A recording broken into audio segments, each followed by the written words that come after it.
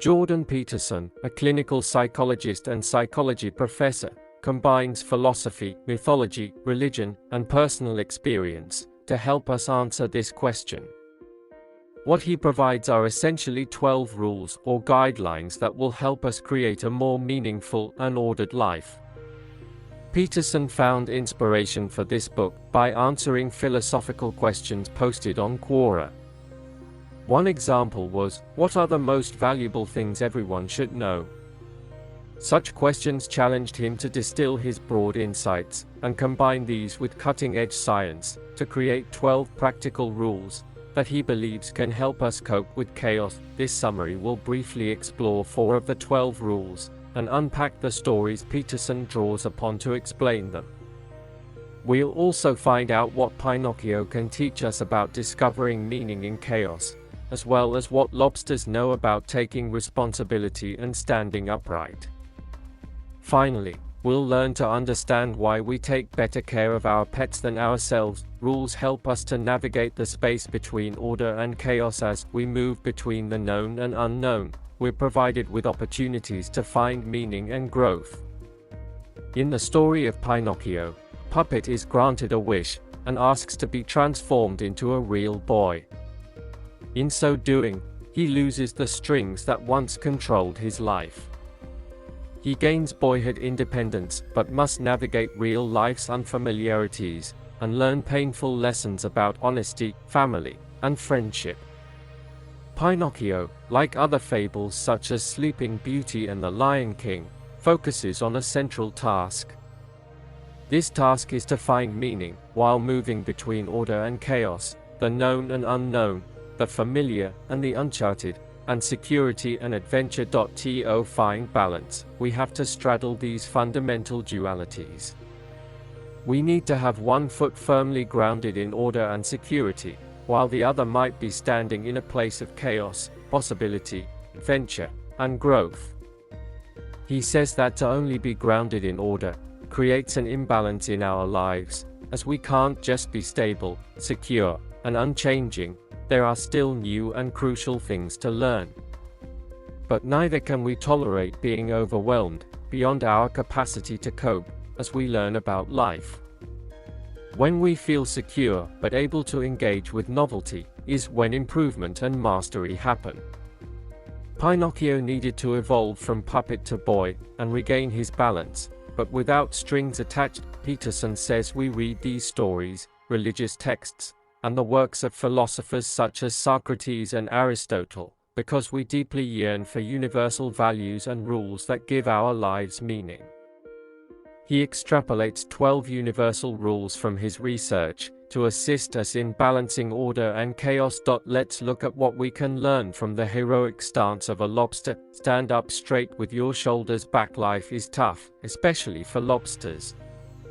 But it's essential to take it all on and metaphorically stand tall with our shoulders back. Lobsters have to fight hard for the places that provide safety. Here's where posture comes in. Winning lobsters are the ones that learn to appear prominent and intimidating, causing the more submissive ones to curl up and concede defeat. And losing poses an even bigger problem for the already tense lobster on the receiving end. Here's why. Scientists found that these competitive lobster conflicts lead to chemical changes in the crustaceans' brains. Compared to the losers, the triumphant lobsters had a higher hormone serotonin ratio in their brains. These levels, in turn, affect their postures. The more serotonin present, the more agile and upright lobsters appear. However, the lower the serotonin, the tenser and more curled up the lobster's posture is. This neurochemical feedback loop means that the losing lobster is at a disadvantage in future conflicts. As with lobsters, we measure ourselves against one another, and our perception of our social status affects us for better or worse. We're constantly comparing ourselves to others, primarily via social media. If we feel inadequate, neurochemically we're more prone to depression and anxiety. The more stressed and depressed we feel, the less serotonin our body produces, and the more subordinate we appear physically. In other words, we tense and curl up. And the more subordinate our behavior, the more others treat us accordingly. This makes us feel even more inadequate, and so the cycle continues. So maybe we can find inspiration in the victorious lobster, with its 350 million years of practical wisdom. Stand up straight with our shoulders back. Peterson says, so attend carefully to your posture. Quit drooping and hunching around. Speak your mind. Put your desires forward, as if you had a right to them, at least the same right as others. Walk tall and gaze forthrightly ahead. Dare to be dangerous. Encourage the serotonin to flow plentifully through the neural pathways, desperate for its calming influence, while standing upright might matter more than we think. We also need to take better care of ourselves. Treat yourself like someone you're responsible for helping. We take better care of our pets than we do of ourselves. If our dog is sick, we're likely to follow the vet's prescriptions strictly. Yet, 1/3 of us ignore our own doctor's medical orders. Why is this? Perhaps it's because at the root of this is a sense of self-loathing, and a belief that we're not worth helping. Where does this negative self-view stem from? Peterson dates it back to the biblical story of Adam and Eve. They listened to the evil serpent, ate the forbidden fruit, and were exiled from the Garden of Eden, leaving them naked and ashamed. It's a story that makes us conscious of our innate capacity for sin, and how easily we can be corrupted. This can reinforce a sense of unworthiness, that we don't deserve good things. History also reveals man's capacity for evil, as evidenced by so many historical atrocities, which Peterson feels further exacerbates a loathing towards mankind itself. In contrast, our pets and children have an innocence to them, making them deserving of our help, but dualistic good versus bad thinking doesn't serve us well. In Eastern philosophy, human nature's duality is represented in the two sides of the yin-yang symbol. There's a light and a dark side, yet both contain a portion of the other within them. As with yin and yang, we all carry both light and dark inside us. Instead of striving for either one, we should seek balance. This is why the second rule is to care for ourselves with the same tenderness we would show a loved one, or, in this case, our pets. Helping ourselves is actually our moral duty. We're important, with a vital mission to serve ourselves and others well. Another act of self-care is reflected in the argument as to why we shouldn't compare ourselves to others. Compare yourself to who you were yesterday, not to who someone else is today. We should compare ourselves to our past achievements, and not to those of others.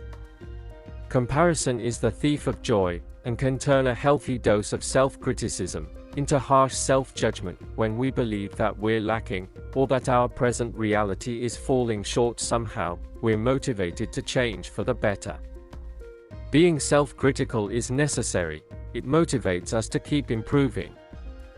When our ancestors lived in small tribes, it was easier to be noticeably good at something and get a healthy dose of feel-good serotonin from all the acknowledgement. Today's world is different. The chances of getting positive feedback are slim. We're part of a global community, making us acutely aware that there's always someone out there who's better than us. When we compare ourselves to others, self-criticism can take a turn for the worse. We focus on others' achievements and lose sight of our small daily progress. Or we zoom into one aspect of our lives that doesn't seem to shape up to that of our peers, and we lose sight of a bigger picture. Peterson explains, we tend to overvalue what we don't have, and undervalue what we do. When we compare ourselves to others, we often lose perspective of our progress. But if we compare ourselves to who we were yesterday, it's easier to continue to build on small positive changes. Progress is one thing, but we need to ensure that it's in pursuit of something that's meaningful and will matter in the long run. Pursue what's meaningful, not what's expedient. Life isn't necessarily supposed to be fair, or always make us happy. However, it is supposed to be meaningful. For our lives to have meaning, there have to be sacrifices.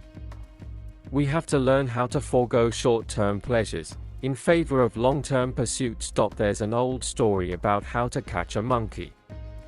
An enticing cookie was put inside an open jar. The trap was designed so that the monkey could fit his hand inside the jar, but not pull his hand out while holding the cookie. Refusing to let go of the treat meant that he remained stuck, leading to his capture. The moral of the story is that meaningful goals often require us to sacrifice immediate gratification. Pursuing what's expedient works only in the moment. Pursuing meaning also involves hardship and can take us through uncharted territory. This territory can feel chaotic because it contains novel situations that are hard to understand. However, new experiences allow new ideas to take shape. On the other hand, order is explored territory. It's a place of predictability, structure, and stability. It's our plan for the next day and all our little rituals that come with that. While chaos can also displace our sense of order, it can also teach us critical lessons. Peterson says the ideal place for us is to be in the middle, between chaos and order. We need enough order in our lives to feel tethered, but enough chaos to be challenged and learn new things. To lead a life of meaning requires us to make sacrifices, endure hardship, and navigate the chaos of the unknown. In the next rule, we find out how the wisdom of others can support us on this journey. Assume that the person you're listening to knows something you don't. The continual search for knowledge is the highest form of wisdom. It was why the priestess of the Delphic oracle in ancient Greece spoke most highly of Socrates, who always sought the truth. She described him as the wisest of men. One of the reasons for this was his belief that the only thing he was certain of was that he knew nothing. His openness to learning was a driving force in his conversation. Conversation helps us to gain knowledge and wisdom from the experience of others. Talking aloud also allows us to hear and organize our thoughts. When we don't truly listen, we rob ourselves and others the chance to learn something new and valuable. However, listening isn't easy. We may be absent-minded when someone else is talking. Or we may view a conversation as a competition and a need to validate our viewpoint. This jockeying for status means that instead of listening to what others say, we're just thinking about what to say next, to one-up them. We might even shut off another's thinking unintentionally by going into a monologue of our own. Being aware of these tendencies can be helpful, and there are easy tips to become a better conversationalist. The most effective technique is to summarize or recap aloud what the other person just said. Say something like, "Let me make sure I have this right. What I'm hearing is this." This technique serves multiple purposes. It helps us understand more deeply what's being said. The other person has a chance to correct what we heard, and our understanding of the other person's views deepen. Furthermore, psychotherapy isn't about giving advice, it's having a genuine conversation. A genuine conversation requires us to be articulate, explorative, and strategic in our thinking. To really listen means to pay careful attention. Peterson says, "It's incredible what someone might tell us when we truly try to listen." So it's important that we listen with the intent to learn. And amidst the gravitas of some of the more stoic advice, the next rule serves as a light-hearted reminder to stop and savor the good. Pet a cat when you encounter one on the street. Life's difficulties can sometimes feel abundant, but that doesn't mean we shouldn't stop to notice and take in all of the joy. It's important to pause, be present, and appreciate the good. We all know the comic book hero Superman. However, did you know that to begin with, he had infinite powers and could overcome any situation?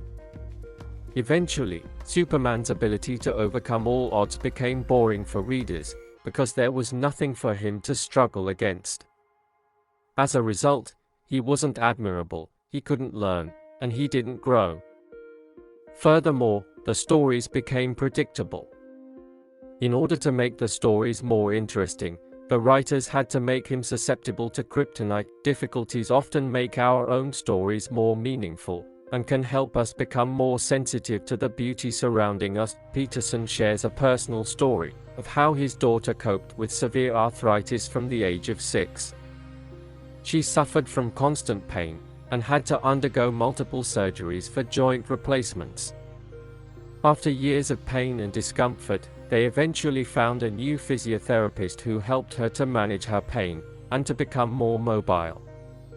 Through this experience, Peterson learned that while the situation was seemingly unfair, finding joy and meaning became extremely important to both him and his daughter. It also helped them to navigate challenging times. He thinks an antidote to suffering is the kind of action that's similar to taking time to stop and pet a cat when you pass one on the sidewalk. In conclusion, Peterson's 12 rules help to broaden our minds and strengthen our spirits. His sage-like, humorous, and informative rules provide us with useful insights as we navigate through life's complexities. He reminds us to be honest, to take responsibility, to pursue what's meaningful, and to take in the good. Peterson's advice is, orient yourself properly. Then, and only then, concentrate on the day. Set your sights at the good, the beautiful, and the true, and then focus pointedly and carefully on the concerns of each moment. Aim continually at heaven while you work diligently on earth. Attend fully to the future, in that manner, while attending fully to the present. Then you have the best chance of perfecting both. So in the game of life, these might be the 12 rules that all of us need.